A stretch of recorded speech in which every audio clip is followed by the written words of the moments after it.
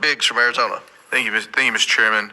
A report that came out yesterday indicates that on average, almost $1 million a day in cash is being sent from Minnesota out of the country by a small group of Somali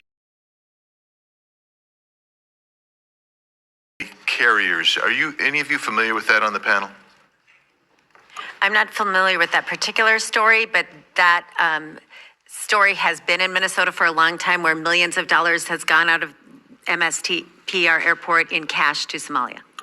Mr. Chairman, I ask that this be admitted. Hardworking Americans pay those taxes, and that money is being funneled to fraudsters, funding luxury homes, fancy cars, and vacations abroad.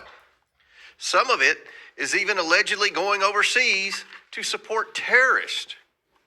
And yet, Governor Walz, Attorney General Ellison, and Minnesota Democrats failed to act despite countless warnings. They failed Minnesotans and all Americans, handing millions of taxpayer dollars to fraudsters. They failed children and others in Minnesota. They failed their own state employees, some of whom have come forward as whistleblowers. These whistleblowers have told us that the Walz administration retaliated against employees who warned and alerted the administration to the fraud occurring within these social services programs.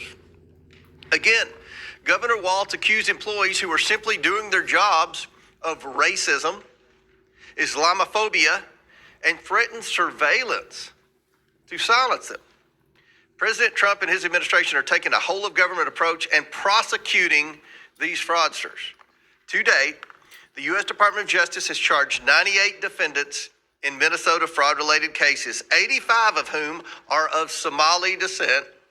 64 have already been convicted. Nick Shirley went and knocked on doors, played the fact that they wouldn't let him in as signs of fraud. The state investigated, the federal government is investigating right now. Nothing has come up to corroborate anything that he said on his video, except they didn't let me in. I think it's because they want to hide what they're doing. They investigated at the state level, and you can say Minnesota's corrupt. I don't believe their investigation. Okay, but they investigated, found nothing like what he's talking about. Remember, we're not talking about the COVID scam with the white. The thing is, PBD Podcast paid this guy to come on, and all he did was lie his ass off.